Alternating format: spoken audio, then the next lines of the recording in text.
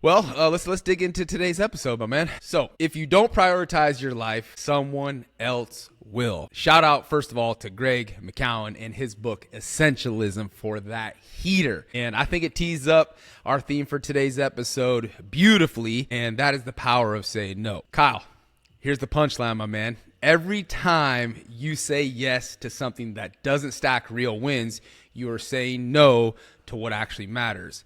In business, in leadership, and in life, the people who win aren't just the hardest workers, they are the most focused. And they protect their time, their energy, and their mission at all costs. At all costs. I love that. And it makes me think of our guy, Steve Jobs, the legendary Steve Jobs. And he made saying no absolutely critical. Know what's harder than saying yes to a good idea, Juice? What is saying no 99 ideas that are all pretty good, right? So let's rewind to 1990, and this small little company called Apple was fledgling. It was dying. Do you believe that? That's crazy to think of right now, right? Wow. So it's literally on the brink, and it really was because this company it lacked focus. You know, they were bloated and they were scattered and they were unfocused. And at the time they had over 300 products on the market.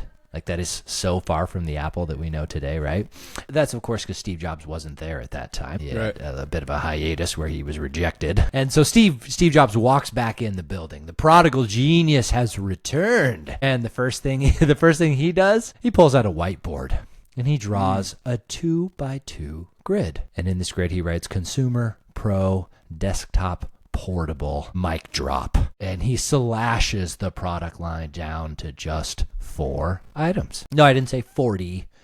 Didn't say 14. 4. 1, 2, 3, 4. Homie wasn't just cutting fat. Homie was carving a statue because he knew people think focus means saying yes to the thing you've got to focus on.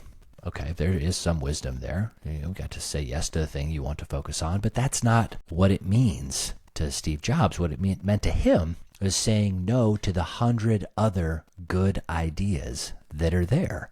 He had to cut the fat to shape that statue, and those no's are exactly what create the space for those big yeses, those big ideas that are going to change the world for you, for your business, for whatever, right? So here's the kicker. When Steve Jobs asked how he made those decisions, he didn't say, well, I did a bunch of market research and competitive analysis to determine what we should do. He said, I just knew we needed to provide clarity. And having the guts to say no was where he wanted to start. This is who we are, and everything else is noise. The takeaway here is saying no is about staying committed to what matters most. So every day, Juice, start with one powerful question. What am I willing to say no to so I can actually say yes to the right things? Really, that's insane amounts of courage what Steve Jobs to just cut it all down to 4.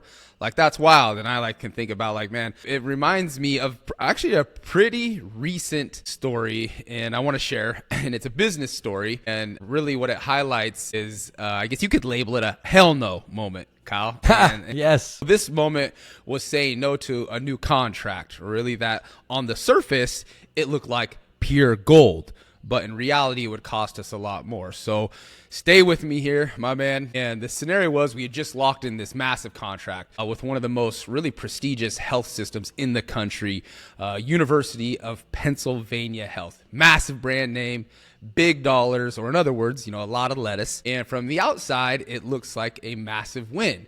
But I made the call to say no to shifting our recruitment team's focus there. Well, that begs the question, why? And I'm glad you asked. Why? So thank why, you. my Yes, man? why? This doesn't sound like a good idea. Touche. But it's really, dude, it was because it wasn't in our core market, man.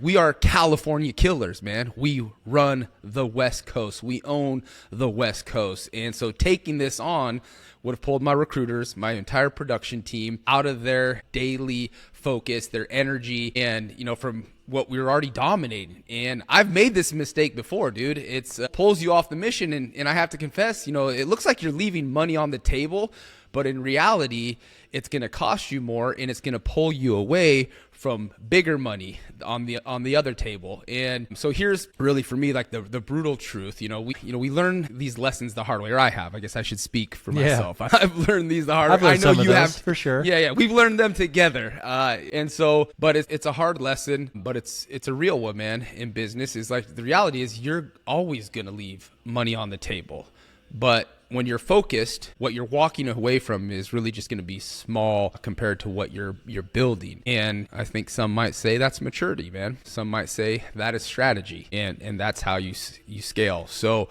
the takeaway from that story, that scenario for me is really, it's just saying no to those shiny objects that are so intoxicating, so charismatic. It's, it isn't loss, my man. That's leadership, man. The best don't chase everything. The best don't want to be everything to everyone. And what do? They go deep. They triple down on what's working until they dominate. Oh man, it's about staying in your lane, right? Knowing your core competencies, what you do best, double down on those. That's where the riches are, man. It's tough to ignore the shiny objects. I feel you there, man. It really is. It's like, okay, there's always this, well, maybe I could make it work. Maybe that's a great idea. It's like, no. Is it core to the plan? Is it core to the mission? No. So this dovetails perfectly into our 3 tools for the week. Our 3 tools for the week to protect your time and to protect your focus.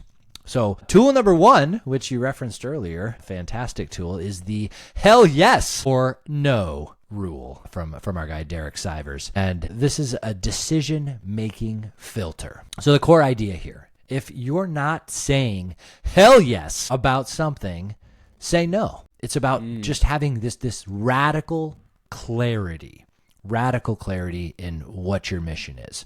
So that every opportunity that comes, you evaluate. Every request that comes or idea, you're evaluating through this lens of enthusiasm, hell yes, and alignment. Is it a hell yes? So this tool provides value in a few ways. First, eliminates the meh decisions, like the maybe, I guess, maybe, maybe. Yeah.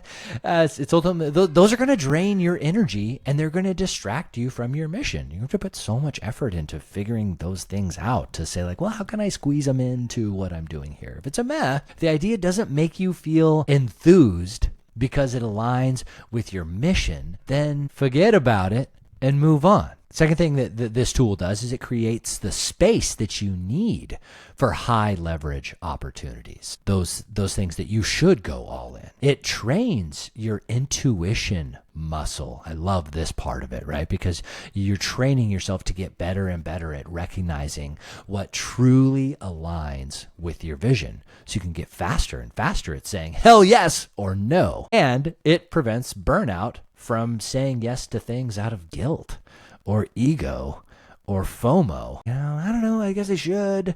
And you're just wasting your time, wasting your energy. So the key takeaway for this tool is your success is defined just as much by what you decline as by what you pursue. Well, yeah, I love everything about that. And it should be like, I feel like it's like you don't really need to overthink it in those moments of, is this a hell yes or a hell no? Instinctually, like it's one or the other. I guess for me, I'd argue like that it's very binary. You're going to feel the hell yes or the hell no. And if you don't, you're really just delusional in trying to talk yourself in or out of what you really should be saying hell yes or hell no to. Exactly. You're like negotiating with yourself at that point. For sure. Tool number two. I like the ring of that, and it is the kill shot task. Ooh. I love this one, dude. I love the edge it brings, man. And so let me explain why it hits the kill shot task. It brings intensity and precision to the idea of daily focus. You're not just working, you're taking a deliberate shot. I'll say it again, a deliberate shot at domination. And here's how it works. Every day, ask yourself, what is the one thing I can do today, and if I execute it flawlessly, it will drive the biggest result. It'll have the biggest impact. It'll generate a burst of momentum, right? So what is that? And then block time, lock in, zero distractions, and take that shot. And so in other words, don't just work, aim and execute, line up the kill shot and take it daily. Let's fucking go to that. I love that tool, man. I love the intention behind it, right? You really got it. Rule number 3, or tool number 3. Tool number 3 here is the time audit. The time audit. Okay, this is almost obvious, but we got to talk about it.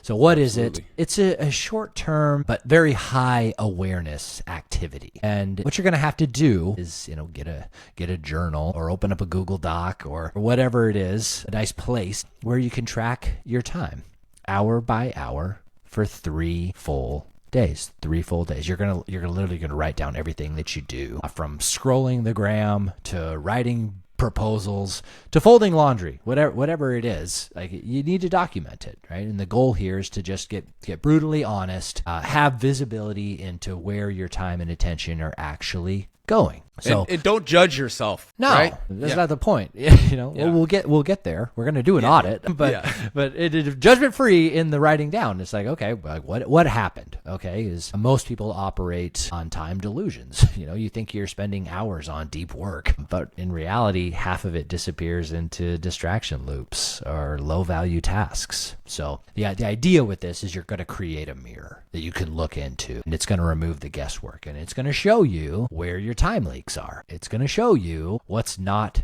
giving you a return on the investment of your time. And it's going to show you what's stealing your energy without delivering value. As you pointed out, you can't optimize what you don't measure, right? So we have to track it. What gets tracked gets measured. So put it all down at the end of every hour. So at the end of every hour, what are you going to do? You're operating at a high level. You've got a calendar. Okay, I get that. So did you do what the calendar said? Maybe.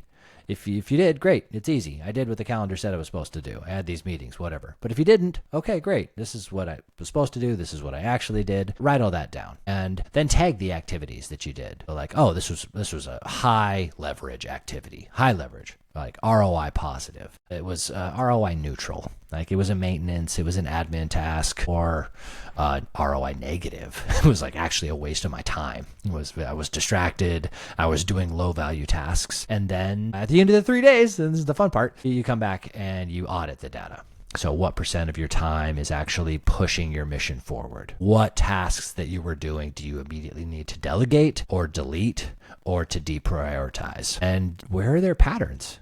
It's possible that you might see patterns. You're like, oh my gosh, every day at 1 o'clock, I set up this 2-hour block for focus time, and 30 minutes in, I'm scrolling the gram. So there's something about this time of day that maybe isn't the right spot for that focus time, or maybe I need to go on a walk, right? Whatever. You'll figure out the solutions based on what you see. So what gets measured gets managed.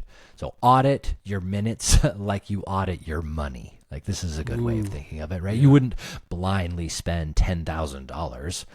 Like, that's a lot of money. So don't blindly spend 10,000 minutes. Like, what are you going to get from it? What is your plan? And do that audit. Yeah, I love that. And really that framework of like, just audit your time like it's your money, like it's your bank account, man. And the other thing too, you made me think about too, is just like, the tasks that can be delegated, especially as a leader. I mean, that's really, really important, and something that like, hey, if it's okay if you're not good at that, but just be intentional and take that data and then determine, okay, this maintenance is admin. And this is something that needs to be delegated, and watch the ROI that comes from that. Let me close this out on our challenge for the week. And so for this week, we want you to draw a line in the sand and say no to one thing that has been stealing your focus, and double down on what's already working. Audit your time, brutally honest, and then protect those high leverage hours